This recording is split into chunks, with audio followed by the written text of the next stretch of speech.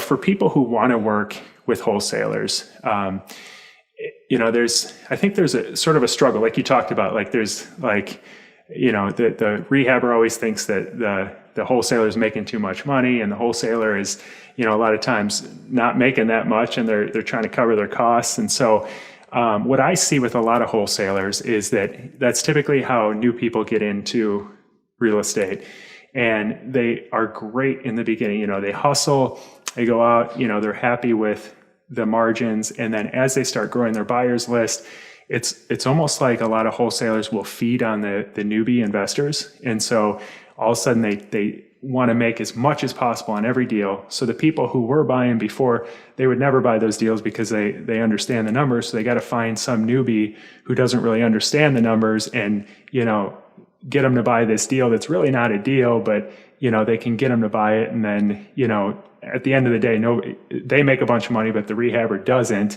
And it just leaves a really sour taste in rehabbers' mouths about wholesalers. So what do you recommend? Like, what are some things? How do you identify a good wholesaler? And then how do you make yourself a better client to work with for the wholesaler so that you end up getting more deals from them?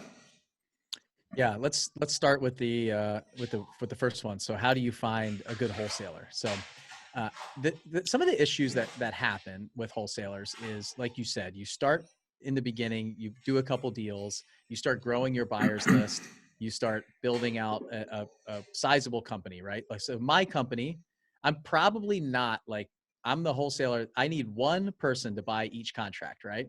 And I have thousands of people that are on my list. So we don't put our ARV on there, and we don't put a rehab estimate on there. We will use like rent-a-meter. What's it called? Rentometer. Yeah. Rentometer. Yeah. So we'll use some of those different things to get an idea of what we think the rent is on a marketing piece, typically. But nobody's ever told me like that my ARV is too low, and nobody ever told me that my rehab costs are too high. So everybody's got their own idea of rehab cost, timelines, things like that, whether it's a landlord or a flipper. I don't know if they do their own work. So I started that way. I'm done with that now. Like, you look at it, if you like it, you want to go look at the deal, you want to buy it, great. If you don't, that's fine. So the interesting part about us is when you find somebody that is a good wholesaler, like I think that we are really good at what we do, but it's also my responsibility to get as much money as possible as I can for each contract that we put out there, because I have $1 million payroll and I have $45,000 a month in marketing. And honestly, you should want us to make, if the deal works for you, you should want me to make as much money as possible so I can go out there and find more for you. Like, if we start going, like, it's an ecosystem. And when you see where you fit in that ecosystem, like, I don't come knock on the doors of our flippers afterwards and say, you made $10,000 more than we thought you were going to, so you need to pay me some more money. So if like, I want to make everybody happy. If I make a $10,000 fee and you go make $100,000, I don't care. If I make $30,000 and you make $30,000, you shouldn't care. It's like, what do you need to make? Know your numbers. And there's going to be some things that happen along the way that none of us would have expected, right?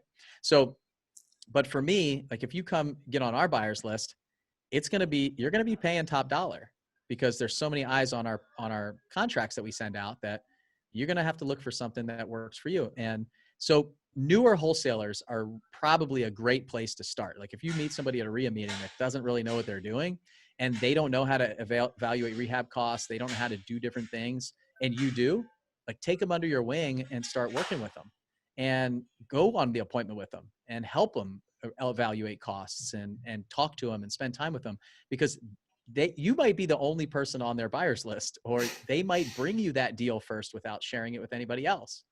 I'm not going to do that. I'm not going to give my best friend any better deal than I will somebody who just jumped on. But I'm also not going to strong arm a brand new investor to buy something based on numbers that I say. It's going to be up to them, and they're going to decide what it looks like for them. Sure, we're going to have some business to business sales conversations to try to get the price as high as we can for us, but it's not going to be, hey, this is a great deal, you should do this deal, here's how much you're going to make, why wouldn't you do this, and things like that. So I'd say work with somebody who you know, like, and trust. You can talk to them, you get a good feeling about them, they have a good reputation in the marketplace. And I would recommend get on every single wholesaler's list that you can and look at every single deal, because like, you'll never know when something's going to happen. So the early wholesalers, the newer folks, they're eventually going to outgrow you. for sure. But in the beginning, I would used to text a deal to the guy that spent time with me when I just got started. So, and he got a deal probably for a really good price because I didn't know what I was doing. And if you're helping them, you're adding value. That's what it's all about. Like, we want to add value to each other. So it's the law of reciprocity is going to help with some of those newer wholesalers where you're giving to them, they're going to want to give back to you. And you might be the person who gets to look at the deal first. Because I'll tell you right now, they're scared that it's not going to sell. And so if you can say, I'll do the deal, it works for me, those numbers work. Or even before they make their offer, if you say, hey, I'll buy it for this, so whatever you get below that, I'll take it. And that is really powerful on a newer wholesaler because they don't feel comfortable. They haven't accepted it. So that's a great way to start if you're looking for good deals. And then I think work with somebody reputable. Everybody's going to have something to say about everybody. So there's been people who haven't followed our process, asked for their deposit back and didn't close the day before closing. Oh, And lots of different man. things that have happened. So just be careful. Like, they might say some really bad stuff about us. I'm 100% sure that we operate through and through with integrity and honesty, and we're upfront with everybody. But there might be some negative connotations with lots of different people. So figure out who is reputable in the marketplace. I have a group of investors in basically every city that if somebody gets screwed over by someone, I'll ask them, hey, have you ever worked with them? And usually it's, yeah. How could I just sent an email to a friend of mine 2 days ago, and he said, how come you never ask me about anybody who is good? And I said, well, pretty much it just seems to be that we're getting like screwed over by the same contractors, it seems. Yeah. He said, every time you send me an email with somebody's name in the subject line, I've had a bad experience with them. I said, well, it just goes to show that you and I have the similar core values, and we're allowing these other people to prey on us sometimes, and it's a shame. So figure out who you want to work with, who's got a great reputation. But I would get on every list because you want to look at more and more deals. The more deals you can look at, the more likely it is that you're going to find one that works for you. So in working with a wholesaler, the biggest thing that I can say is make an offer. If you're going to run your numbers, you're going to go look at a house, you're going to do all of that, and then you're going to say, it doesn't work for me. Like, you just wasted hours of your time for no reason. With us wholesalers, we want to work. You said, how can you stand out in the crowd working with a wholesaler? Mm-hmm. The person who sends in an offer with every single property that comes out, even if it's $20,000 less than the asking price, do it. Like, run your numbers. When they pencil out, just send it in. Like, That's interesting. Yeah, I think a lot of people are afraid to do that. They think they'll look better if they only put an offer in when it's full asking price or what the wholesaler's asking. I'm going to give you guys a secret. Okay. Wholesalers, the way that we work, you have a contract, you need to sell the contract for a fee, right? And we have an obligation, and the people who have moral obligations to take care of their clients in both sides that have integrity, this is going to be a problem for them, right? So we're motivated to get the deal done for both sides. And if you might be the only person that made an offer. So I'll take you into the mind of a wholesaler. I go in, I make an offer to the seller, right? And let's say it's $100,000. And then I'm going out and marketing my contract for $20,000 fee, $120,000. And you come in and say, man, it needs this, and this. You didn't see that, or maybe we saw some of it, but we didn't see all of it. And you say, I need to do the deal at $100,000. And you make me an offer, $20,000 below asking price. You think that I'm going to get really upset. But nobody else, it's crickets. Nobody else is interested. Nobody else is talking to us. Nobody sent me an email. I saw some people open the email, but they didn't. Nobody else is interested but you. Now I can go back to that seller and see if we can find a win-win and figure that out. Now, let's say you don't make that offer. You're the only one that went out. You said, I'm not interested in it. I have no reference. I have no idea if I did go back to the seller and say, hey, we missed this, and this.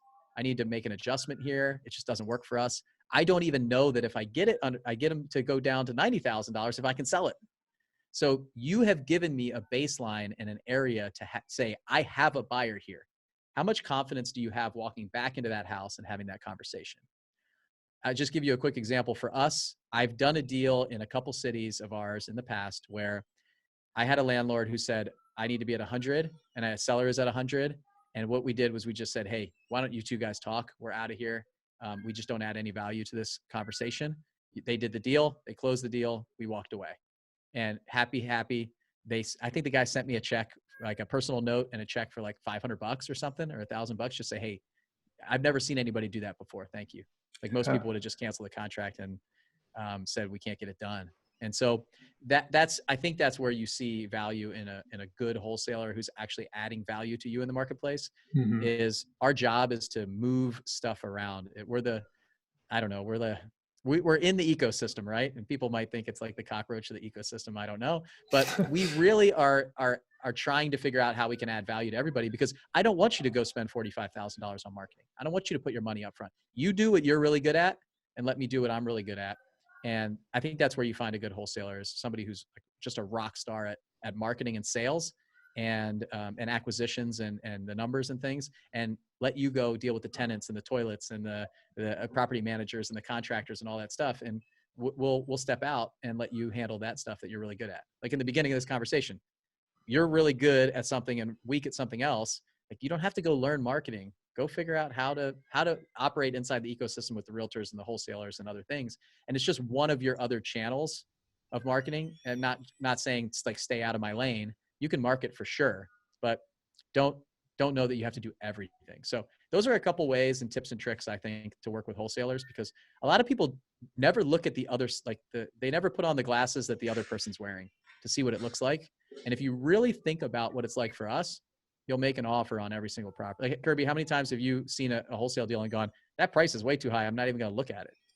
Yeah. There's some that I get emails, every email I get from them. I think that, but I was I was more hesitant too to put in offers. I think that's great advice, because I didn't want to email them back and say, no, your price is too high and offend them. Or I figured, in the future I might want to get a deal from them. So I will just offer when I'm at their asking price, Well, or super my close. recommendation would be not to beat them up on their ARV and say that the rehab estimate's too high. Just say, hey, I sat down and I looked at this property. Here's what I can offer.